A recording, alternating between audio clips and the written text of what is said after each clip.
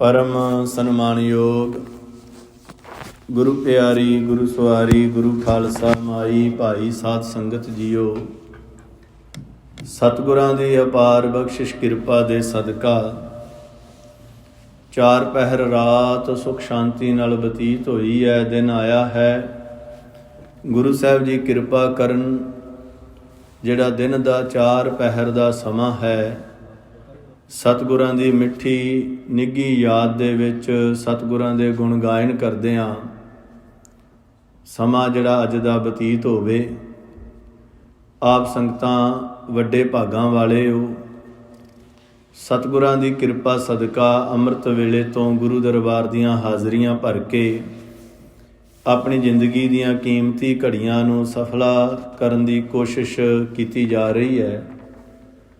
ਬੜੇ ਹੀ ਪਿਆਰ ਸਹਿਤ ਆਪ ਸੰਗਤਾਂ ਨੇ ਸਤਿਗੁਰਾਂ ਦੀ ਅੰਮ੍ਰਿਤਮਈ ਬਾਣੀ ਆਸਾ ਦੀ ਵਾਰ ਦੇ ਸ਼ਬਦ ਕੀਰਤਨ ਸਤਿਕਾਰਯੋਗ ਗਿਆਨੀ ਜੀ ਗਿਆਨੀ ਲਾਭ ਸਿੰਘ ਹੁਣਾਂ ਪਾਸੋਂ ਸਰਵਣ ਕੀਤੇ ਨੇ। ਹੁਣ ਸਮਾਂ ਹੈ ਜੋ ਅੱਜ ਦੇ ਗੁਰਵਾਕ ਮੁੱਖ ਵਾਕ ਦੀ ਵਿਚਾਰ ਆਪ ਸੰਗਤਾਂ ਨਾਲ ਸਾਂਝੀ ਕੀਤੀ ਜਾਵੇ। ਅੱਜ ਦਾ ਜੋ ਮੁੱਖ ਵਾਕ ਆਇਆ ਹੈ, ਪੰਜਵੇਂ ਪਾਤਸ਼ਾਹ ਗੁਰੂ ਅਰਜਨ ਦੇਵ ਮਹਾਰਾਜ ਜੀ ਦੁਆਰਾ ਉਚਾਰਨ ਕੀਤਾ ਹੋਇਆ ਰਾਗ ਸੋਰਠ ਦੇ ਅੰਦਰ ਧੰਨ ਸ਼੍ਰੀ ਗੁਰੂ ਗ੍ਰੰਥ ਸਾਹਿਬ ਜੀ ਦੇ ਪਵਿੱਤਰ ਪਾਵਨ ਅੰਗ 617 ਤੇ ਇਸ ਸ਼ਬਦ ਦੀ ਆਰੰਭਤਾ ਹੁੰਦੀ ਹੈ ਤੇ 618 ਤੇ ਇਸ ਸ਼ਬਦ ਦੀ ਸਮਾਪਤੀ ਹੁੰਦੀ ਹੈ। ਸਤਿਗੁਰੂ ਗੁਰੂ ਅਰਜਨ ਦੇਵ ਮਹਾਰਾਜ ਜੀ ਉਚਾਰਨ ਕਰਦੇ ਹਨ, ਸੋਰਠ ਮਹੱਲਾ ਪੰਜਵਾਂ। ਅਬਿਨਾਸੀ ਜੀਵਨ ਕੋ ਦਾਤਾ, ਸਿਮਰਤ ਸਭ ਮਲ ਖੋਈ। ਅਬਿਨਾਸੀ ਕਿਉਂਕਿ ਐੜਾ ਲੱਗਣ ਕਰਕੇ ਇਹ ਜਿਹੜਾ ਸ਼ਬਦ ਹੈ ਇਹਦਾ ਅਰਥ ਹੈ ਜਿਹੜਾ ਉਹ ਸਪਸ਼ਟ ਹੋ ਜਾਂਦਾ। ਆ ਬਿਨਾਸੀ, ਆ ਬਿਨਾਸੀ ਦਾ ਭਾਵ ਜਿਹੜਾ ਕਦੇ ਵੀ ਨਾਸ਼ ਨਾ ਹੋਵੇ, ਕਿਉਂਕਿ ਦੁਨੀਆ ਦੇ ਅੰਦਰ ਜੋ ਵੀ ਚੀਜ਼ ਬਣੀ ਹੈ ਉਹ ਨਾਸ਼ ਹੋਣ ਵਾਲੀ ਹੈ, ਵਿਨਾਸ਼ ਹੋਣ ਵਾਲੀ ਹੈ। ਗੁਰੂ ਤੇਗ ਬਹਾਦਰ ਸਾਹਿਬ ਜੀ ਦੇ ਬਚਨ ਆਪਾਂ ਪੜ੍ਹਦੇ ਸੁਣਦੇ ਹਾਂ, ਜੋ ਉਪਜਿਓ ਸੋ ਬਿਨਸ ਹੈ, ਪਰੋ ਆਜ ਕੈ ਕਾਲ, ਨਾਨਕ ਹਰ ਗੁਣ ਗਾਏ ਲੇ, ਛਾੜ ਸਗਲ ਜੰਜਾਲ। ਕਿਉਂਕਿ ਬੜੇ ਬੜੇ ਦੁਨੀਆ ਦੇ ਅੰਦਰ ਤਾਕਤਵਰ ਲੋਕ ਹੋਏ, ਪਰ ਉਹ ਸਾਰੇ ਨਾਸ਼ਵਾਨ ਹੋ ਕੇ ਸਮੇਂ ਦੇ ਚੱਕਰ ਦੇ ਮੁਤਾਬਕ ਜਿਵੇਂ ਜਿਵੇਂ ਸਮਾਂ ਆਉਂਦਾ ਗਿਆ ਉਹ ਦੁਨੀਆ ਦੇ ਨਕਸ਼ੇ ਤੋਂ ਮਿਟਦੇ ਗਏ। ਪਰ ਇੱਕ ਅਕਾਲ ਪੁਰਖ ਵਾਹਿਗੁਰੂ ਹੀ ਹੈ ਜਿਹੜਾ ਅਬਿਨਾਸੀ ਹੈ, ਭਾਵ ਕਿ ਜਿਹੜਾ ਨਾਸ਼ ਨਹੀਂ ਹੁੰਦਾ, ਜਿਹਦੇ ਬਾਰੇ ਸਤਿਗੁਰਾਂ ਨੇ ਬਾਣੀ ਦੇ ਵਿੱਚ ਉਚਾਰਨ ਕੀਤਾ ਕਿ ਅਰਬਦ ਨਰਬਦ ਧੁੰਦੂ ਕਾਰਾ। ਜਦੋਂ ਸਾਰੇ ਪਾਸੇ ਧੁੰਦ ਦਾ ਹੀ ਪਸਾਰਾ ਸੀ ਤੇ ਉਸ ਟਾਈਮ ਵੀ ਉਹ ਪਰਮਾਤਮਾ ਸੀ ਜਿਹੜਾ ਉਹ ਹਾਜ਼ਰ ਨਾਜ਼ਰ ਸੀ। ਆਦ ਸੱਚ ਜੁਗਾਦ ਸੱਚ ਹੈ ਭੀ ਸੱਚ, ਨਾਨਕ ਹੋਸੀ ਭੀ ਸੱਚ। ਪਾਤਸ਼ਾਹ ਕਹਿੰਦੇ ਉਹ ਪਰਮਾਤਮਾ ਜਿਹੜਾ ਨਾਸ਼ ਤੋਂ ਰਹਿਤ ਹੈ। ਜੀਵਨ ਕੋ ਦਾਤਾ, ਜੀਵਨ ਦਾ ਭਾਵ ਦੁਨੀਆ ਦੇ ਅੰਦਰ ਜਿੰਨੇ ਵੀ ਜੀਅ ਪੈਦਾ ਹੋਏ ਨੇ ਉਹਨਾਂ ਸਾਰਿਆਂ ਨੂੰ ਦਾਤਾਂ ਦੇਣ ਵਾਲਾ, ਉਹਨਾਂ ਨੂੰ ਰਿਜ਼ਕ ਦੇਣ ਵਾਲਾ ਇੱਕੋ ਹੀ ਪਰਮਾਤਮਾ ਹੈ। ਗੁਰੂ ਨਾਨਕ ਸਾਹਿਬ ਜੀ ਨੇ ਜਪਜੀ ਸਾਹਿਬ ਦੀ ਬਾਣੀ ਅੰਦਰ ਫੈਸਲਾ ਕਰ ਦਿੱਤਾ। ਮਹਾਰਾਜ ਜੀ ਕਹਿੰਦੇ, ਗੁਰਾ ਇੱਕ ਦੇ ਬੁਝਾਈ, ਸਭਨਾ ਜੀਆਂ ਕਾ ਇੱਕ ਦਾਤਾ, ਸੋ ਮੈਂ ਵਿਸਰ ਨਾ ਜਾਈ। ਪਹਿਲਾਂ ਮਹਾਰਾਜ ਗੁਰੂ ਅਰਜਨ ਦੇਵ ਮਹਾਰਾਜ ਜੀ ਕਹਿੰਦੇ ਜਿਹੜਾ ਪਰਮਾਤਮਾ ਹੈ ਉਹ ਨਾਸ਼ ਤੋਂ ਰਹਿਤ ਹੈ।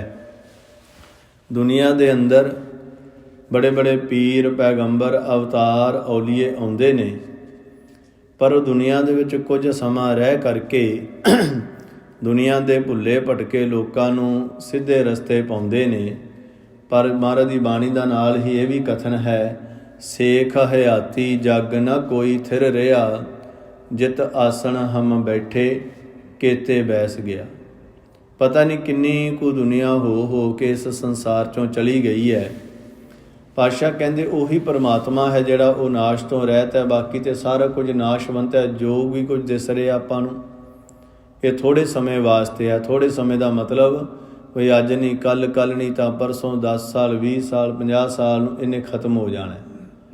ਪਰ ਇੱਕ ਪਰਮਾਤਮਾ ਦੀ ਹੋਂਦ ਹੈ ਜਿਹੜੀ ਉਹ ਸਦੀਵ ਕਾਲ ਰਹਿੰਦੀ ਹੈ। ਅਤੇ ਮਹਾਰਾਜ ਕਹਿੰਦੇ ਉਹ ਪਰਮਾਤਮਾ ਐਸਾ ਹੈ, ਸਾਰੇ ਲੋਕਾਂ ਨੂੰ ਦਾਤਾਂ ਦੇਣ ਵਾਲਾ ਦਾਤਾ ਵੀ ਹੈ।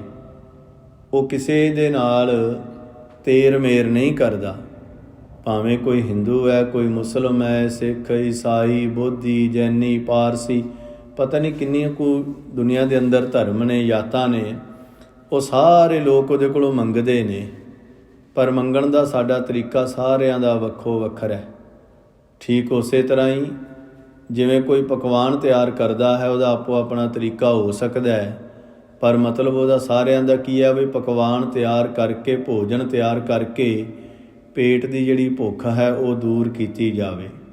ਸਤਿਗੁਰੂ ਜੀ ਕਹਿੰਦੇ ਇਸੇ ਤਰ੍ਹਾਂ ਹੀ ਦੁਨੀਆ ਦੇ ਲੋਕਾਂ ਨੂੰ ਦਾਤਾਂ ਦੇਣ ਵਾਲਾ ਅਕਾਲ ਪੁਰਖ ਵਾਹਿਗੁਰੂ ਹੈ। ਫਿਰ ਸਿਮਰਤ ਸਭ ਮਲ ਖੋਈ, ਉਹਦਾ ਸਿਮਰਨ ਕਰਨ ਦੇ ਨਾਲ, ਉਹਦਾ ਨਾਮ ਜਪਣ ਦੇ ਨਾਲ ਸਾਰੀ ਜਿਹੜੀ ਮੈਲ ਹੈ ਉਹ ਨਾਸ਼ ਹੋ ਜਾਂਦੀ ਹੈ। ਕਿਉਂਕਿ ਗੁਰੂ ਅਰਜਨ ਦੇਵ ਮਹਾਰਾਜ ਜੀ ਸਾਨੂੰ ਸਮਝਾ ਰਹੇ ਨੇ ਕਿ ਹੇ ਭਾਈ, ਜਿਹੜਾ ਅਕਾਲ ਪੁਰਖ ਵਾਹਿਗੁਰੂ ਇੱਕ ਸੁਪਰੀਮ ਪਾਵਰ ਹੈ, ਉਹਦਾ ਨਾਮ ਜਪੋ, ਉਹਦੇ ਨਾਲ ਤੁਸੀਂ ਆਪਣੀ ਸੁਰਤੀ ਜੋੜੋ। ਅਤੇ ਨਾਮ ਜਪਣਾ ਕਿਵੇਂ ਹੈ? ਮਹਾਰਾਜ ਜੀ ਕਹਿੰਦੇ ਉੱਠਦਿਆਂ ਬਹਿੰਦਿਆਂ ਹਰ ਵੇਲੇ ਉਸ ਪਰਮਾਤਮਾ ਦਾ ਚਿੰਤਨ ਕਰੋ। ਅਤੇ ਇਕੱਲਾ ਚਿੰਤਨ ਹੀ ਨਹੀਂ ਕਰਨਾ, ਨਾਲ ਚੰਗੇ ਕੰਮ ਵੀ ਕਰਨੇ ਨੇ। ਉਠਤ ਬੈਠਤ ਹਰ ਹਰ ਧਿਆਈਐ, ਅਨ ਦਿਨ ਸੋ ਕ੍ਰਿਤ ਕਰੀਐ। ਪਾਤਸ਼ਾਹ ਕਹਿੰਦੇ ਗੁਣ ਨਿਧਾਨ ਭਗਤਨ ਕੋ ਬਰਤਨ। ਉਹ ਪਰਮਾਤਮਾ ਨਾ ਜਿਹੜਾ ਉਹ ਗੁਣਾਂ ਦਾ ਖਜ਼ਾਨਾ ਹੈ। ਗੁਣ ਨਿਧਾਨ, ਨਿਧਾਨ ਦਾ ਭਾਵ ਹੁੰਦਾ ਖਜ਼ਾਨਾ। ਉਹ ਪਰਮਾਤਮਾ ਸ਼ੁਭ ਗੁਣਾਂ ਦਾ ਖਜ਼ਾਨਾ ਹੈ। ਅਤੇ ਭਗਤਨ ਕੋ ਬਰਤਨ, ਭਗਤਾਂ ਦੇ ਵਿੱਚ ਵਰਤਣ ਵਾਲਾ ਹੈ। ਐਸੇ ਪਰਮਾਤਮਾ ਨੂੰ ਹਰੇਕ ਬੰਦਾ ਨਹੀਂ ਪਾ ਸਕਦਾ, ਕਿਉਂਕਿ ਕੋਸ਼ਿਸ਼ ਤਾਂ ਆਪਣੇ ਸਾਰਿਆਂ ਦੀ ਹੁੰਦੀ ਹੈ ਵੀ ਉਸ ਪਰਮਾਤਮਾ ਦੀ ਬਲੈਸਿੰਗ ਲਈ ਜਾਵੇ, ਉਹਦੀ ਅਸੀਸ ਲਈ ਜਾਵੇ। ਅਤੇ ਕਈ ਜਿਹੜੇ ਨੇ ਰੱਬ ਦੇ ਪਿਆਰੇ ਉਹਨੂੰ ਪਾਉਣ ਵਾਸਤੇ ਕੋਸ਼ਿਸ਼ਾਂ ਕਰਦੇ ਨੇ। ਮਹਾਰਾਜ ਜੀ ਕਹਿੰਦੇ ਬਿਰਲਾ ਪਾਵੈ ਕੋਈ, ਕੋਈ ਵਿਰਲਾ ਹੈ ਜਿਹੜਾ ਉਸ ਪਰਮਾਤਮਾ ਨੂੰ ਪਾ ਲੈਂਦਾ। ਉਹਦੀ ਹੋਂਦ ਅਕਾਲ ਪੁਰਖ ਵਾਹਿਗੁਰੂ ਦੀ ਜਿਹੜੀ ਹੋਂਦ ਉਹਦੇ ਹਿਰਦੇ ਦੇ ਵਿੱਚ ਆ ਕੇ ਟਿਕ ਜਾਂਦੀ ਹੈ। ਅਤੇ ਸੱਚੇ ਪਾਤਸ਼ਾਹ ਹੁਣ ਸਵਾਲ ਪੈਦਾ ਹੋਏਗਾ ਇੱਥੇ ਕਿ ਮਹਾਰਾਜ ਫਿਰ ਮੈਂ ਕੀ ਕਰਾਂ? ਕਿਉਂਕਿ ਮੇਰੇ ਵਰਗੇ ਤੇ ਪਤਾ ਨਹੀਂ ਕਿੰਨੇ ਕੁ ਲੋਕ ਨੇ ਜਿਹੜੇ ਮੇਰੇ ਤੋਂ ਵੱਧ ਕੇ ਤੇਰਾ ਨਾਮ ਜਪਦੇ ਨੇ, ਚੰਗੇ ਕੰਮ ਕਰਦੇ ਨੇ। ਕਿਉਂਕਿ ਮੈਂ ਪਤਾ ਨਹੀਂ ਕਿੰਨਾ ਕੁ ਔਗਣਾਂ ਦਾ ਭਰਿਆ ਹੋਇਆ। ਕਿਉਂਕਿ ਜਿੰਨੇ ਵੀ ਸੱਜਣ ਆਪਾਂ ਇੱਥੇ ਬੈਠੇ ਆ ਨਾ, ਫਿਰ ਆਪਣੇ ਮਨ 'ਚ ਸਵਾਲ ਪੈਦਾ ਹੋਵੇਗਾ ਫਿਰ ਅਸੀਂ ਕੀ ਕਰੀਏ? ਮਹਾਰਾਜ ਕਹਿੰਦੇ ਭਾਈ ਆਪਣੇ ਮਨ ਨੂੰ ਆਖੋ। ਕੀ ਆਖਾਂ ਜੀ?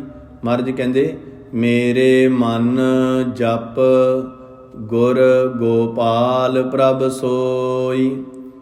ਆਪਣੇ ਮਨ ਨੂੰ ਆਖ, ਹੈ ਮੇਰੇ ਮਨਾ, ਤੂੰ ਗੁਰੂ ਦੇ ਚਰਨੀ ਲੱਗ ਕੇ ਗੁਰੂ ਦੇ ਉਪਦੇਸ਼ ਰਾਹੀਂ ਜਿਹੜਾ ਸਾਰੀ ਸ੍ਰਿਸ਼ਟੀ ਨੂੰ ਪਾਲਣ ਵਾਲਾ ਪਰਮਾਤਮਾ ਹੈ ਨਾ, ਉਹਦਾ ਨਾਮ ਜਪ। ਕਿਹਦੇ ਦੁਆਰੇ? ਗੁਰੂ ਦੇ ਰਾਹੀਂ। ਕਿਉਂਕਿ ਭਾਈ ਰੇ ਗੁਰ ਬਿਨ ਗਿਆਨ ਨਾ ਹੋਏ, ਪੁੱਛੋ ਬ੍ਰਹਮੈ ਨਾਰਦੈ ਵੇਦ ਬਿਆਸੈ ਕੋਇ। ਮਹਾਰਾਜ ਜੀ ਕਹਿੰਦੇ ਆਪਣੇ ਮਨ ਨੂੰ ਕਹੋ ਕਿ ਹੇ ਮਨਾ, ਤੂੰ ਉਹ ਸ੍ਰਿਸ਼ਟੀ ਦੇ ਮਾਲਕ ਦਾ ਨਾਮ ਜਪ। ਅਤੇ ਫਿਰ ਆਪਣੇ ਮਨ ਨੂੰ ਵੀ ਕਹੋ ਕਿ ਹੇ ਮਨਾ, ਫਿਰ ਬਣੇਗਾ ਕੀ? ਤੈਨੂੰ ਫਾਇਦਾ ਕੀ ਹੋਵੇਗਾ? ਕਹਿੰਦੇ ਜਾ ਕੇ ਸ਼ਰਨ ਪਿਆ ਸੁਖ ਪਾਈਐ।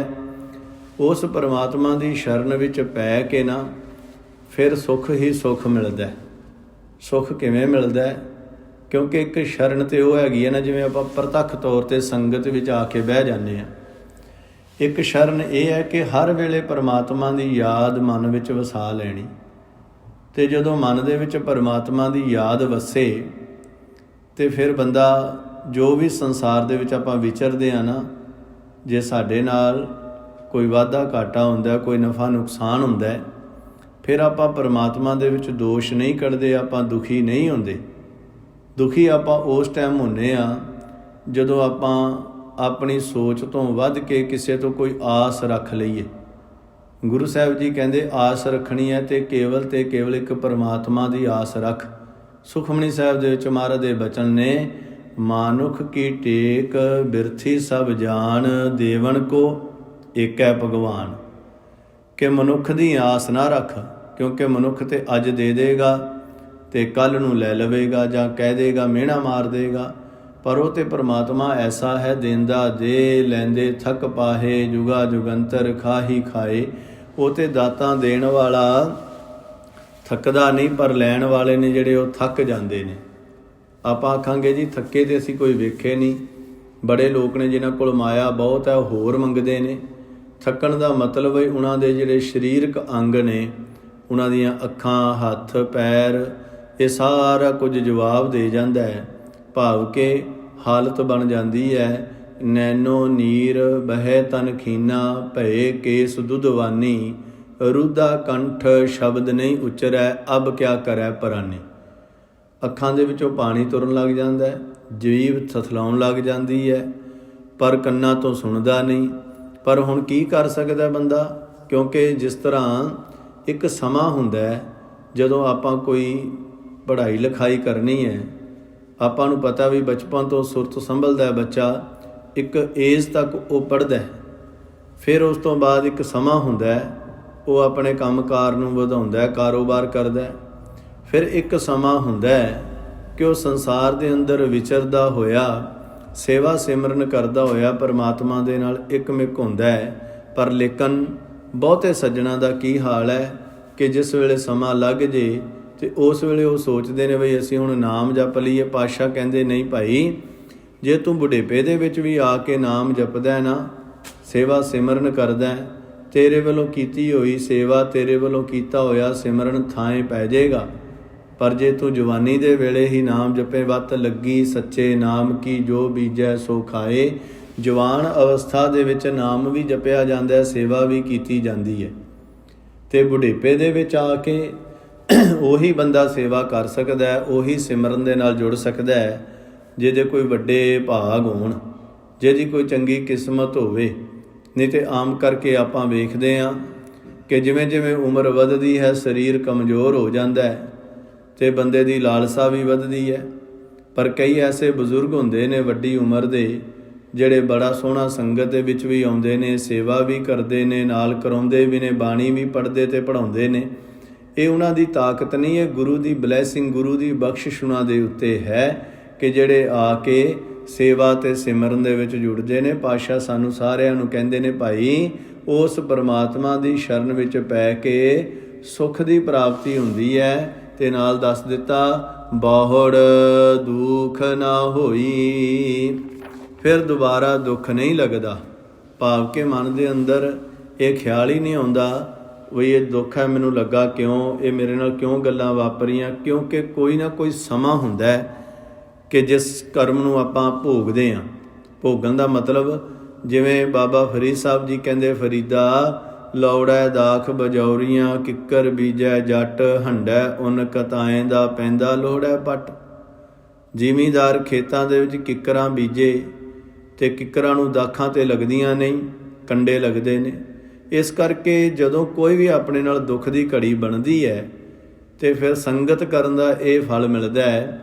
ਗੁਰੂ ਸਾਹਿਬ ਜੀ ਕਹਿੰਦੇ, ਦੱਦਾ ਦੋਸ਼ ਨਾ ਦੇਉ ਕਿਸੈ, ਦੋਸ਼ ਕਰਮਾ ਆਪਣਿਆ, ਜੋ ਮੈਂ ਕੀਆ ਸੋ ਮੈਂ ਪਾਇਆ, ਦੋਸ਼ ਨਾ ਦੀਜੈ ਵਰਜਣਾ। ਜਿਹੋ ਜਿਹੇ ਅਸੀਂ ਕਰਮ ਕੀਤੇ ਹੁੰਦੇ ਨੇ, ਕਿਉਂਕਿ ਕਰਮ ਕਰਕੇ ਹੀ ਆਪਾਂ ਇਸ ਸੰਸਾਰ ਦੇ ਜਨਮ ਅਤੇ ਮਰਨ ਦੇ ਗੇੜ ਵਿੱਚ ਫਸੇ ਹੋਏ ਹਾਂ। ਕਦੇ ਚੰਗੇ ਕਰਮ ਹੋ ਗਏ, ਕਦੇ ਮਾੜੇ ਕਰਮ ਹੋ ਗਏ, ਕਦੇ ਦੁੱਖ ਆ ਗਿਆ, ਕਦੇ ਸੁੱਖ ਆ ਗਿਆ। ਮਹਾਰਾਜ ਕਹਿੰਦੇ ਇਸ ਝਮੇਲੇ ਦੇ ਵਿੱਚੋਂ ਜੇ ਤੂੰ ਨਿਕਲਣਾ ਨਾ ਤੇ ਕੇਵਲ ਪਰਮਾਤਮਾ ਦਾ ਨਾਮ ਜਪਿਆ ਕਰ। ਮਹਾਰਾਜ ਮੈਂ ਨਾਮ ਕਿਵੇਂ ਜਪਾਂ? ਮਹਾਰਾਜ ਦੀ ਬਾਣੀ ਦਾ ਕਥਨ ਹੈ, ਸਾਸ ਸਾਸ ਸਿਮਰੋ ਗੋਬਿੰਦ, ਮਨ ਅੰਤਰ ਕੀ ਉਤਰੈ ਚਿੰਦ। ਸਵਾਸ ਸਵਾਸ ਸਿਮਰਨ ਕਰਿਆ ਕਰ। ਹੁਣ ਫਿਰ ਇਹ ਜੀਵ ਸਵਾਲ ਕਰਦਾ ਹੈ, ਮਹਾਰਾਜ ਸਵਾਸ ਸਵਾਸ ਸਿਮਰਨ ਤੇ ਮੈਂ ਕਰ ਲਵਾਂ, ਪਰ ਲੇਕਿਨ ਮੇਰੇ ਕੋਲ ਤੇ ਕੰਮਕਾਰ, ਘਰ ਦੇ ਬਾਹਰ ਦੇ ਝਮੇਲੇ ਬਹੁਤ ਨੇ ਤੇ ਮੈਂ ਇਹਨਾਂ ਕੰਮਾਂ ਕਾਰਾਂ ਦੇ ਵਿੱਚ ਕਿਸ ਤਰ੍ਹਾਂ ਨਾਮ ਜਪ ਸਕਦਾ? ਫਿਰ ਪਾਤਸ਼ਾਹ ਨੇ ਬਾਣੀ ਦੇ ਵਿੱਚ ਹੀ ਉਦਾਹਰਨ ਦਿੱਤੀ ਹੈ। ਕਹਿੰਦੇ ਭਾਈ, ਜੇ ਤੂੰ ਨਾਮ ਜਪਣਾ ਨਾ, ਇਸ ਤਰੀਕੇ ਨਾਲ ਨਾਮ ਜਪਿਆ ਕਰ ਕਿ ਜਿਵੇਂ ਇੱਕ ਮਾਂ ਆਪਣੇ ਬੱਚੇ ਨੂੰ ਪੰਘੂੜੇ ਦੇ ਵਿੱਚ ਪਾ ਕੇ ਜਦੋਂ ਥੋੜ੍ਹੀ ਦੇਰ ਵਾਸਤੇ ਆਰਾਮ ਕਰਦਾ ਸੌਂਦਾ ਤੇ ਮਾਂ ਜਿਹੜੀ ਆ ਉਹ ਸਾਰੇ ਕੰਮ ਕਰਦੀ ਹੈ ਭੱਜ ਭੱਜ ਕੇ। ਤੁਸੀਂ ਵੀ ਵੇਖਿਆ ਹੋਵੇਗਾ। ਤੇ ਸਾਧ ਸੰਗਤ ਜੀ, ਇੰਡੀਆ ਦੇ ਵਿੱਚ ਤੇ ਆਪਾਂ ਵੇਖਦੇ ਹੀ ਹਾਂ ਕਿ ਉੱਥੇ ਮਾਹੌਲ ਕੁਝ ਹੋਰ ਹੈ। ਬੱਚਾ ਸੁੱਤਾ ਹੈ ਤੇ ਮਾਂ ਭੱਜ ਭੱਜ ਕੇ ਝਾੜੂ ਪੋਚੇ ਦਾ ਵੀ ਕੰਮ ਕਰਦੀ ਹੈ, ਖਾਣ ਪਕਾਉਣ ਦਾ ਵੀ ਕਰਦੀ ਹੈ, ਕੱਪੜੇ ਲੀੜੇ ਧੋਣ ਆਦਿਕ ਦਾ ਵੀ ਕਰਦੀ ਹੈ, ਪਰ ਉਹਦਾ ਧਿਆਨ ਹੈ ਜਿਹੜਾ ਆਪਣੇ ਬੱਚੇ ਵੱਲ ਹੁੰਦਾ। ਜਿਵੇਂ ਮਹਾਰਾਜ ਦੀ ਬਾਣੀ ਦਾ ਕਥਨ ਹੈ, ਅੰਤਰ ਬਾਹਰ ਕਾਜ ਬਰੂਦੀ ਚੀਤ ਸੋ ਬਾਰਕ ਰਾਖੀ ਵਾਲੇ। ਉਹਦਾ ਧਿਆਨ ਆਪਣੇ ਬੱਚੇ ਦੇ ਵੱਲ ਹੈ, ਭਾਵੇਂ ਉਹ ਕੰਮਾਂ ਕਾਰਾਂ 'ਚ ਰੁੱਝੀ ਹੈ। ਮਹਾਰਾਜ ਜੀ ਕਹਿੰਦੇ ਭਾਵੇਂ ਤੂੰ ਕਿੱਡਾ ਵੀ ਬਿਜ਼ਨਸ ਦੇ ਵਿੱਚ ਕੰਮ ਕਾਰ ਦੇ ਵਿੱਚ ਰੁੱਝਿਆ ਹੋਵੇਂ, ਪਰ ਆਪਣੇ ਹਿਰਦੇ ਦੇ ਅੰਦਰ ਉਸ ਪਰਮਾਤਮਾ ਦੀ ਯਾਦ ਰੱਖਿਆ ਕਰ। ਗੁਰ ਮੇਰਾ ਸੰਗ ਸਦਾ ਹੈ ਨਾਲੇ, ਕਿ ਗੁਰੂ ਤੇ ਮੇਰੇ ਨਾਲ ਅੰਗ ਸੰਗ ਹੈ। ਕੰਮ ਕਰਦਾ ਹੋਇਆ ਵਾਹਿਗੁਰੂ ਵਾਹਿਗੁਰੂ ਵਾਹਿਗੁਰੂ ਦਾ ਸਿਮਰਨ ਕਰਿਆ ਕਰ। ਜਦੋਂ ਤੇਰੀ ਜੀਭ 'ਤੇ ਵਾਹਿਗੁਰੂ ਦਾ ਸਿਮਰਨ ਚੱਲੇਗਾ, ਤੇਰੇ ਹਿਰਦੇ ਦੇ ਵਿੱਚ ਵੀ ਉਹ ਸਿਮਰਨ ਦਾ ਅਸਰ ਪਵੇਗਾ, ਤੇਰੇ ਸਰੀਰ ਦੇ ਉੱਤੇ ਵੀ ਪਏਗਾ। ਫਿਰ ਹੌਲੀ ਹੌਲੀ ਹੌਲੀ ਹੌਲੀ ਤੇਰੀ ਐਸੀ ਹੈਬਿਟ, ਐਸੀ ਆਦਤ ਬਣ ਜਾਏਗੀ ਕਿ ਜਦੋਂ ਅੰਤਮ ਵੇਲਾ ਆਵੇਗਾ ਨਾ, ਕਿਉਂਕਿ ਮਹਾਰਾਜ ਬਾਣੀ ਵਿੱਚ ਕਹਿੰਦੇ ਨੇ ਜਦੋਂ ਬੰਦੇ ਦੀ ਮੌਤ ਹੁੰਦੀ ਹੈ ਨਾ, ਮਰਨ ਤੋਂ ਬਾਅਦ ਬੰਦਾ ਜਾਂਦਾ ਕਿੱਥੇ ਹੈ। ਆਮ ਕਰਕੇ ਆਪਾਂ ਜਦੋਂ ਸਾਖੀਕਾਰਾਂ ਨੂੰ ਵੀ ਪੜ੍ਹਦੇ ਹਾਂ, ਇੱਕ ਸਾਖੀ ਆਉਂਦੀ ਹੈ ਗੁਰੂ ਨਾਨਕ ਸਾਹਿਬ ਮਹਾਰਾਜ ਜੀ ਦੀ। ਇਤਿਹਾਸ ਦੇ ਪੰਨੇ ਦੱਸਦੇ ਨੇ ਕਿ ਸਤਿਗੁਰੂ ਗੁਰੂ ਨਾਨਕ ਸਾਹਿਬ ਮਹਾਰਾਜ ਜੀ, ਭਾਈ ਮਰਦਾਨਾ ਜੀ ਇੱਕ ਨਗਰ ਦੇ ਵਿੱਚ ਜਾਂਦੇ ਨੇ। ਨਗਰ ਤੋਂ ਬਾਰ-ਬਾਰ ਖੇਤਾਂ ਦੇ ਵਿੱਚ ਪਹੁੰਚ ਕੇ ਕੀ ਵੇਖਦੇ ਨੇ, ਇੱਕ ਬਜ਼ੁਰਗ ਬਾਬਾ ਗਾਦੀ 'ਤੇ ਬੈਠਾ ਹੋਇਆ ਬੈਲਾਂ ਨੂੰ ਹੱਕ ਰਿਹਾ। ਗਾਦੀ ਮਤਲਬ ਜਿਵੇਂ ਬਲਦ ਜੋਏ ਹੋਣ ਅਤੇ ਪਿਛਲੇ ਪਾਸੇ ਜਿਹੜੀ ਬੈਠਣ ਦੀ ਜਗ੍ਹਾ ਬਣਾਈ ਹੋਵੇ ਉਹਨੂੰ ਗਾਦੀ ਕਹਿੰਦੇ। ਕਹਿੰਦੇ ਗਾਦੀ 'ਤੇ ਬੈਠਾ ਬਲਦਾਂ ਨੂੰ ਹੱਕ ਰਿਹਾ। ਜਦੋਂ ਵੇਖਿਆ ਬਈ ਗੁਰੂ ਨਾਨਕ ਸਾਹਿਬ ਜੀ ਆਏ ਨੇ, ਇਹਨੇ ਕਿਹਾ ਵੀ ਸੰਤ ਰੂਪ ਕੋਈ ਰੂਹਾਂ ਆਈਆਂ ਨੇ, ਸਾਧੂ ਆਏ ਨੇ। ਇਹ ਅੱਗੇ ਹੋ ਕੇ ਮਿਲਿਆ, ਮਹਾਰਾਜ ਨੂੰ ਜਲ ਪਾਣੀ ਛਕਾਇਆ। ਸਤਿਗੁਰੂ ਪਾਤਸ਼ਾਹ ਜੀ ਸੁਭਾਵਿਕ ਹੀ ਬਚਨ ਕਰਦੇ ਨੇ, ਕਿਉਂਕਿ ਮਹਾਰਾਜ ਦੀ ਬਾਣੀ ਦਾ ਹੀ ਕਥਨ ਹੈ, ਮਹਾਂਪੁਰਖਾਂ ਕਾ ਬੋਲਣਾ ਹੋਵੇ ਕਿਸੈ ਪਰਥਾਇ ਸੁਭੱਬੀ। ਮਹਾਰਾਜ ਆਖਣ ਲੱਗੇ, ਬਜ਼ੁਰਗਾ ਤੈਨੂੰ ਮੁਕਤ ਕਰ ਦਈਏ, ਮੁਕਤੀ ਦੀ ਦਾਤ ਦੇ ਦਈਏ। ਇਹ ਆਖਣ ਲੱਗਾ, ਨਹੀਂ ਮਹਾਰਾਜ ਮੁਕਤੀ ਮੇਰੇ ਕਿਹੜੇ ਕੰਮ, ਇਹ ਤੇ ਤੁਹਾਡੇ ਸੰਤਾਂ ਮਹਾਂਪੁਰਖਾਂ ਦਾ ਕੰਮ ਹੈ, ਮੈਂ ਮੁਕਤੀ ਨਹੀਂ ਲੈਣੀ। ਮਹਾਰਾਜ ਕਹਿੰਦੇ ਵੇਖ ਲੈ ਭਾਈ, ਤੈਨੂੰ ਮੁਕਤ ਕਰ ਦਿੰਦੇ ਹਾਂ। ਕਹਿਣ ਲੱਗਾ, ਨਹੀਂ ਜੀ ਮੈਂ ਮੁਕਤ ਨਹੀਂ ਹੋਣਾ, ਮੈਂ ਠੀਕ ਹਾਂ। ਮਹਾਰਾਜ ਨੇ ਫਿਰ ਬਚਨ ਕੀਤਾ, ਚੰਗਾ ਬਈ ਬਜ਼ੁਰਗਾ ਹੁਣ ਤੈਨੂੰ ਮੁਕਤ ਤੇ ਅਸੀਂ ਕਰਾਂਗੇ ਹੀ, ਤੁਹਾਡੇ ਨਾਲ ਸਾਡਾ ਬਚਨ ਹੋਇਆ ਹੈ, ਪਰ ਉਹਨੂੰ ਮੁਕਤੀ ਉਦੋਂ ਦੇਵਾਂਗੇ ਜਦੋਂ ਤੂੰ ਆਪਣੇ ਮੂੰਹ ਤੋਂ ਮੰਗ ਕੇ ਲਏਗਾ। ਸਾਧ ਸੰਗਤ ਜੀ, ਸਤਿਗੁਰੂ ਗੁਰੂ ਨਾਨਕ ਸਾਹਿਬ ਜੀ ਚਲੇ ਜਾਂਦੇ ਨੇ ਜਗਤ ਜਲਾਂਦੇ ਨੂੰ ਤਾਰਨ ਵਾਸਤੇ। ਕਾਫੀ ਸਮੇਂ ਬਾਅਦ ਫਿਰ ਉਸ ਇਲਾਕੇ ਦੇ ਵਿੱਚ ਆਉਂਦੇ ਨੇ ਤੇ ਕਹਿੰਦੇ ਪਤਾ ਲੱਗਦਾ ਵੀ ਉਹ ਜਿਹੜਾ ਬਜ਼ੁਰਗ ਹੈ ਚੜ੍ਹਾਈ ਕਰ ਚੁੱਕਾ ਹੈ, ਬੱਚਿਆਂ ਨੇ ਦੱਸਿਆ। ਤੇ ਸਾਧ ਸੰਗਤ ਜੀ, ਮਰਦਾਨਾ ਆਖਣ ਲੱਗਾ, ਮਹਾਰਾਜ ਤੁਸੀਂ ਤੇ ਬਚਨ ਕੀਤਾ ਸੀ ਵੀ ਤੈਨੂੰ ਮੁਕਤ ਕਰਾਂਗੇ, ਉਹ ਤੇ ਚੜ੍ਹਾਈ ਕਰ ਗਿਆ।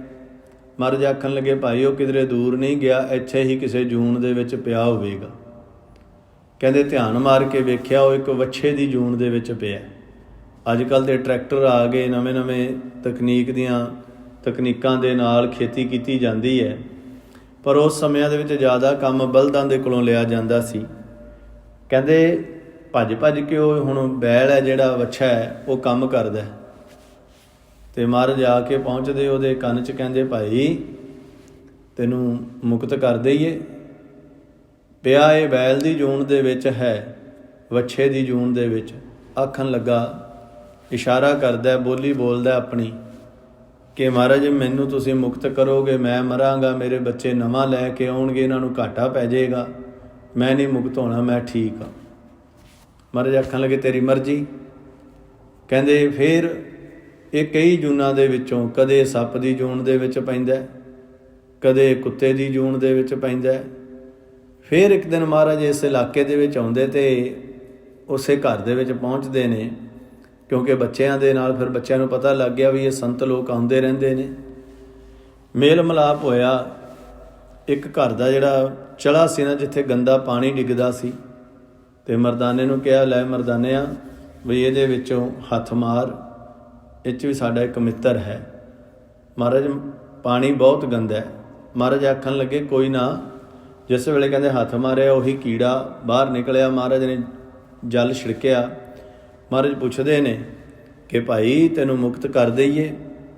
ये आखन लगा सच्चे पातशाह मेरे ते कृपा करो, मैं बड़ियां मोह दीयां चोटां खा लीआं ने, मैनूं मुक्ति दी दात बख्शो। महाराज ने सतनाम वाहिगुरू दा जाप कह के छिट्टा मारिया। ਇਹਦੀ रूह है जिहड़ी ਉਹ आसमान ਦੇ ਵਿੱਚ ਗਈ ਤੇ ਇਹਨੇ ਕਹਿਣਾ ਕੀਤਾ ਆਪਣੇ ਬੱਚਿਆਂ ਨੂੰ कि वेखो मैं बड़ियां मोह दीयां चोटां खाधियां, कदे मैं वच्छा बनिया, कदे मैं सप बनिया, कदे मैं कुकर कुत्ता बनिया। ये पूरे गुरु नानक साहब जी ने इन्हां दे चरनी लगो। ਇਹ ਸੰਸਾਰ ਦੇ ਵਿੱਚ ਮੁਕਤੀ ਦਾਤੇ ਨੇ।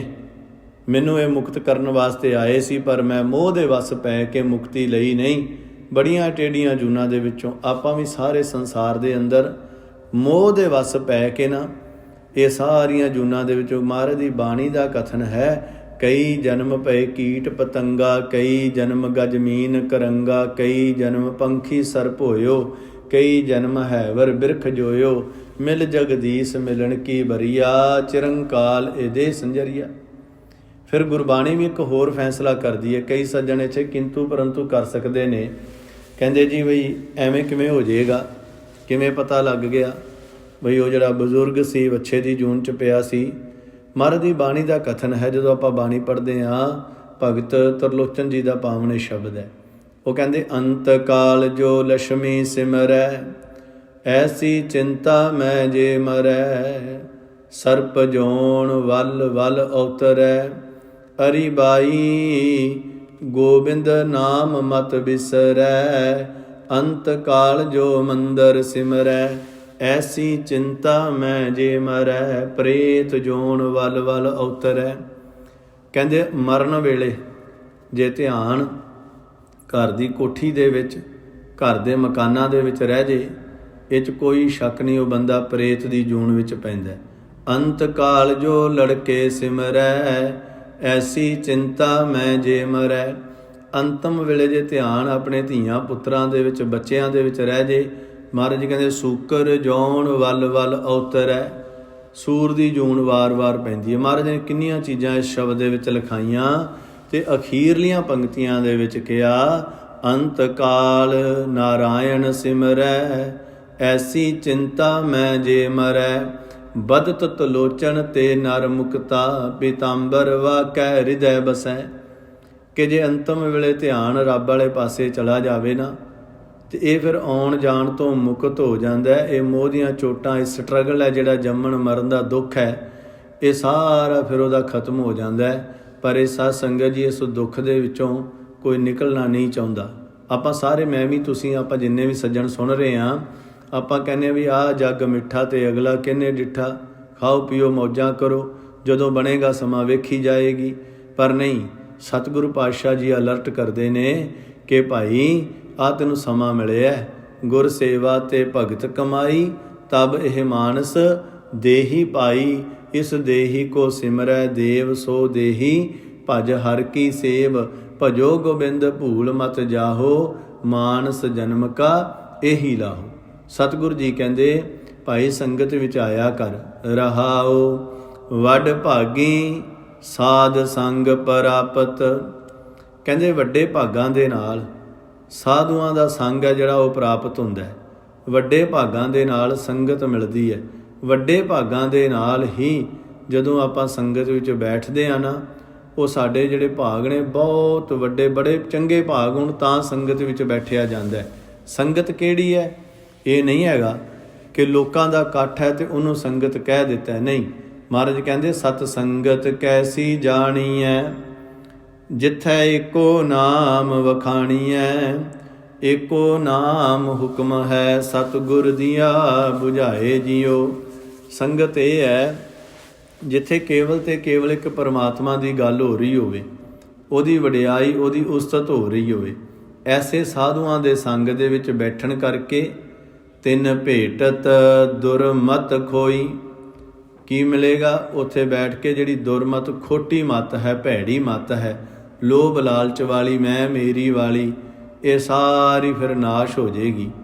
ਤੇ ਸਤਿਗੁਰੂ ਜੀ ਅਖੀਰਲੀ ਪੰਕਤੀ 'ਚ ਕਹਿੰਦੇ, ਤਿੰਨ ਕੀ ਧੂਰ ਨਾਨਕ ਦਾਸ ਬਾਂਛੈ, ਬਾਦਸ਼ਾਹ ਦਾ ਭਾਵ ਹੁੰਦਾ ਚਾਹੁਣਾ ਕਿ ਹੇ ਭਾਈ ਮੈਂ ਉਹਨਾਂ ਦੇ ਚਰਨਾਂ ਦੀ ਧੂੜੀ ਚਾਹੁੰਦਾ ਹਾਂ। ਮੈਂ ਦਾਸ ਕਿਹਨਾਂ ਦੀ?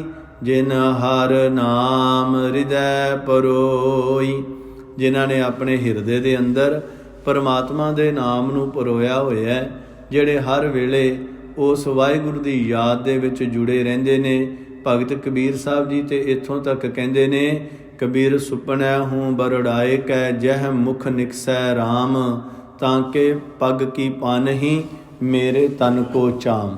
ਭਾਵ ਜਿਹੜੇ ਸੁਪਨੇ ਦੇ ਵਿੱਚ ਵੀ ਬਰੜਾ ਕੇ ਵਾਹਿਗੁਰੂ ਵਾਹਿਗੁਰੂ ਰਾਮ ਰਾਮ ਜਾਂ ਅੱਲਾ ਜੋ ਵੀ ਕੋਈ ਸ਼ਬਦ ਵਾਹਿਗੁਰੂ ਦਾ ਜਪਦਾ ਹੈ, ਜਦੋਂ ਉਹਦੇ ਮੂੰਹ ਦੇ ਵਿੱਚੋਂ ਨਿਕਲੇ ਨਾ, ਉਹ ਕਹਿੰਦੇ ਵੀ ਮੇਰਾ ਜਿਹੜਾ ਸਰੀਰ ਦਾ ਚਮੜਾ ਹੈ ਨਾ, ਇਹਦੀ ਜੁੱਤੀ ਬਣਾ ਕੇ ਜੋੜਾ ਬਣਾ ਕੇ ਉਹਦੇ ਪੈਰਾਂ ਦੇ ਵਿੱਚ ਪਾ ਦਈਏ, ਐਡਾ ਵੱਡਾ ਮਹਾਰਾਜ ਰੁਤਬਾ ਦਿੰਦੇ ਨੇ। ਤੇ ਆਪਾਂ ਸਾਧ ਸੰਗਤ ਜੀ, ਆਪਾਂ ਤੇ ਕੋਈ ਨਾਮ ਵਾਲੇ ਪਾਸੇ ਤੁਰਦੇ ਹੀ ਨਹੀਂ। ਆਪਾਂ ਨੂੰ ਚਾਹੀਦਾ ਨਾਮ ਜਪੀਏ। ਨਾਮ ਕਿਸ ਤਰ੍ਹਾਂ ਜਪੀਏ? ਚੌਂਕੜਾ ਮਾਰ ਕੇ, ਨੇਤਰ ਬੰਦ ਕਰਕੇ, ਭਾਵੇਂ ਆਪਣੇ ਘਰ ਦੇ ਵਿੱਚ ਬੈਠੇ ਆ, ਉੱਥੇ ਵੀ ਬੈਠ ਕੇ ਜੇ ਵਾਹਿਗੁਰੂ ਵਾਹਿਗੁਰੂ ਦਾ ਸਿਮਰਨ ਕਰਾਂਗੇ, ਫਿਰ ਮਨ ਜੁੜੇਗਾ ਕਿਵੇਂ? ਆਪੋ ਆਪਣਾ ਤਰੀਕਾ ਹੈ। ਜਦੋਂ ਪਰਮਾਤਮਾ ਦੀਆਂ ਵਡਿਆਈਆਂ ਆਪਣੇ ਹਿਰਦੇ ਦੇ ਵਿੱਚ ਧਾਰਨ ਕਰਾਂਗੇ। ਮਹਾਰਾਜ ਮੇਰੇ ਵਰਗੇ ਪਤਾ ਨਹੀਂ ਕਿੰਨੇ ਕੁ ਲੱਖਾਂ ਲੋਕ ਨੇ ਜਿਨ੍ਹਾਂ ਨੂੰ ਤੁਸੀਂ ਨੇਤਰ ਨਹੀਂ ਦਿੱਤੇ, ਜਿਨ੍ਹਾਂ ਨੂੰ ਤੁਸੀਂ ਹੱਥ ਪੈਰ ਨਹੀਂ ਦਿੱਤੇ, ਜਿਹੜੇ ਫਿਜ਼ੀਕਲ ਤੌਰ 'ਤੇ ਫਿੱਟ ਨਹੀਂ ਹੈਗੇ, ਪਰ ਤੁਸੀਂ ਤੇ ਮੈਨੂੰ ਇਹ ਬੜਾ ਕੁਛ ਦਿੱਤਾ, ਤੁਹਾਡਾ ਮੈਂ ਸ਼ੁਕਰਾਨਾ ਕਿਵੇਂ ਕਰਾਂ? ਮਹਾਰਾਜ ਬੜੇ ਲੋਕ ਨੇ ਜਿਨ੍ਹਾਂ ਕੋਲ ਧਨ ਦੌਲਤ ਨਹੀਂ। ਮਹਾਰਾਜ ਦੇ ਬਚਨ ਨੇ, ਕਿਉਂਕਿ ਮਹਾਰਾਜ ਕਹਿੰਦੇ ਜਹ ਪ੍ਰਸਾਦ ਅਭੂਖਣ ਪਹਿਰੀਜੈ, ਮਨ ਤਿਸ ਸਿਮਰਤ ਕਿਉਂ ਆਲਸ ਕੀਜੈ। ਸਾਰਾ ਕੁਝ ਬਾਣੀ ਦੇ ਵਿੱਚ ਹੀ ਹੈ ਕਿ ਜਿਸ ਪਰਮਾਤਮਾ ਦੀ ਕਿਰਪਾ ਦੇ ਨਾਲ ਤੂੰ ਇਸ ਸਰੀਰ ਦੇ ਉੱਤੇ ਸੋਨੇ ਚਾਂਦੀ ਦੇ ਗਹਿਣੇ ਪਾਉਣਾ ਹੈ, ਫਿਰ ਉਹਦਾ ਨਾਮ ਕਿਉਂ ਨਹੀਂ ਜਪਦਾ? ਉਹਦਾ ਨਾਮ ਜਪਣ ਲੱਗਿਆ ਆਲਸੀ ਕਿਉਂ ਬਣ ਜਾਂਦਾ? ਜੈ ਪ੍ਰਸਾਦ ਤੇਰਾ ਓਲਾ ਰਹਿਤ, ਮਨ ਸੁਖ ਪਾਵੈ ਹਰ ਹਰ ਜਸ ਕਹਿਤ। ਮਹਾਰਾਜ ਕਹਿੰਦੇ ਜਿਹੜੇ ਪਰਮਾਤਮਾ ਦੀ ਕਿਰਪਾ ਦੇ ਨਾਲ ਤੇਰੀ ਜ਼ਿੰਦਗੀ ਦੇ ਪਰਦੇ ਕੱਜੇ ਰਹਿੰਦੇ ਨੇ, ਓਲੇ ਕੱਜੇ ਰਹਿ ਜਾਂਦੇ ਨੇ, ਓਲੇ ਤੇਰੇ ਬਣ ਜਾਂਦੇ ਨੇ, ਤੇ ਤੂੰ ਉਹਦਾ ਨਾਮ ਜਪ ਕੇ ਸੁਖ ਕਿਉਂ ਨਹੀਂ ਪਾਉਂਦਾ? ਜਹ ਪ੍ਰਸਾਦ ਤੇਰੀ ਕੰਚਨ ਦੇਹੀ, ਲਿਵ ਲਾਵੋ ਤਿਸ ਰਾਮ ਸਨੇਹੀ। ਜਿਹੜੇ ਪਰਮਾਤਮਾ ਦੀ ਕਿਰਪਾ ਦੇ ਨਾਲ ਤੈਨੂੰ ਸੋਨੇ ਵਰਗਾ ਸਰੀਰ ਮਿਲਿਆ, ਤੂੰ ਉਹਦੇ ਨਾਲ ਆਪਣੀ ਬਿਰਤੀ ਜੋੜ। ਪਰ ਸਾਧ ਸੰਗਤ ਜੀ, ਬਹੁਤ ਘੱਟ ਲੋਕ ਨੇ ਜਿਹੜੇ ਪਰਮਾਤਮਾ ਦੇ ਨਾਲ ਆਪਣੇ ਮਨ ਨੂੰ ਜੋੜਦੇ ਨੇ। ਅਖੀਰਲੀਆਂ ਪੰਕਤੀਆਂ 'ਚ ਗੁਰੂ ਸਾਹਿਬ ਜੀ ਕਹਿੰਦੇ, ਕੋਈ ਮੈਨੂੰ ਉਹਨਾਂ ਦੇ ਚਰਨਾਂ ਦੀ ਧੂੜ ਮੈਂ ਮੰਗਦਾ ਤੇ ਮੇਰੇ ਤੇ ਕਿਰਪਾ ਕਰੋ। ਜਿਹੜੇ ਨਾਮ ਜਪਣ ਵਾਲੇ ਸੱਜਣ ਨੇ, ਨਿੰਦਿਆ ਚੁਗਲੀ ਕਰਨ ਵਾਲੇ ਨਹੀਂ ਹੈ, ਤੇ ਉਹ ਵੀ ਰੱਬ ਦੇ ਜੀ ਨੇ, ਪਰ ਲੇਕਿਨ ਚਰਨਾਂ ਦੀ ਧੂੜ ਉਹਨਾਂ ਦੀ ਮੰਗੀ ਜਿਹੜੇ ਵਾਹਿਗੁਰੂ ਦਾ ਸਿਮਰਨ ਕਰਦੇ ਨੇ। ਸੋ ਇੰਨੀ ਸੇਵਾ ਪ੍ਰਵਾਨ ਕਰਨੀ ਜੀ। ਹੋਈਆਂ ਭੁੱਲਾਂ ਗਲਤੀਆਂ ਦੀ ਖਿਮਾ ਕਰਿਓ। ਪੰਕਤੀਆਂ ਪੜ੍ਹ ਕੇ ਆਪਾਂ ਫਤਿਹ ਦੀ ਸਾਂਝ ਪਾਉਂਦੇ ਹਾਂ ਜੀ। ਵਡ ਭਾਗੀ ਸਾਧ ਸੰਗ ਪ੍ਰਾਪਤ, ਤਿਨ ਭੇਟਤ ਦੁਰਮਤ ਖੋਈ, ਤਿਨ ਕੀ ਧੂਰ ਨਾਨਕ ਦਾਸ ਬਾਛੈ, ਜਿਨ ਹਰ ਨਾਮ ਹਿਰਦੈ ਪਰੋਈ। ਵਾਹਿਗੁਰੂ ਜੀ ਕਾ ਖਾਲਸਾ, ਵਾਹਿਗੁਰੂ ਜੀ ਕੀ ਫਤਿਹ।